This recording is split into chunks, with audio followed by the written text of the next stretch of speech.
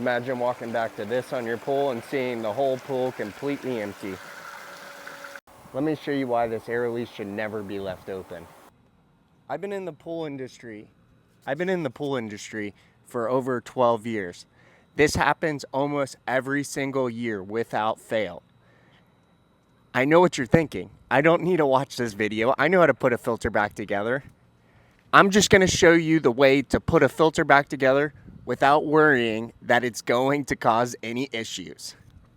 Over 95% of the time this happens is when we're entering the pool on the opposite side of the pool equipment. So we are walking through a gate that the pool equipment is not located on, cleaning our filter, then going back, cleaning the pool, and then walking out the gate without looking at our equipment before leaving. So know, if the pool equipment is located on the opposite side that we're entering the gate, this could very well happen to you.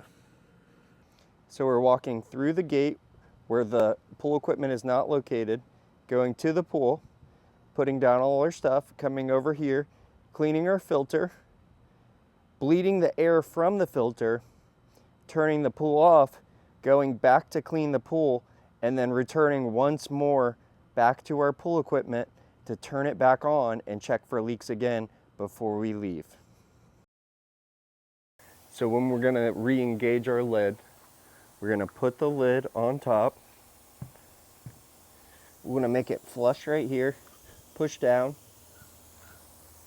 Should hear that puff of air. We're going to go ahead and close our air release right now. This should always be closed when this lid comes on, before the band comes on.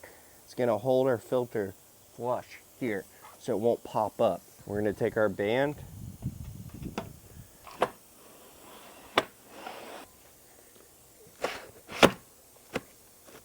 and come back towards those tabs. This is going to remain closed. Going to engage our pump. As our pump is going, then we're going to open our air release. That's going to funnel water back towards our pump and help our pump prime. Going to hold our finger over here as this happens. Put your finger over it to let the air give it back pressure to the pump.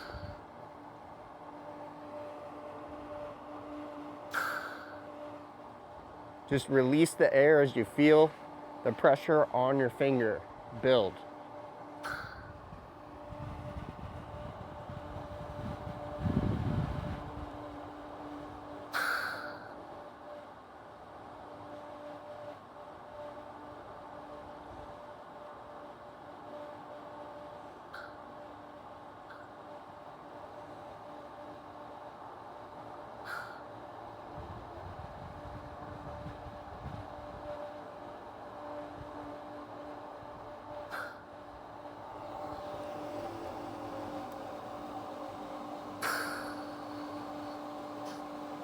Once our pump is fully primed, we're going to let the remaining air come out until we get the water shooting out.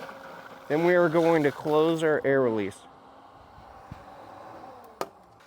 Once we get enough adequate flow out of here, we're going to go ahead and close this. You want to always make sure it notches. If we don't fully close it, it could pop open. So you're going to last little click. If this video brought you value, please leave a comment or share with a friend. We really appreciate it.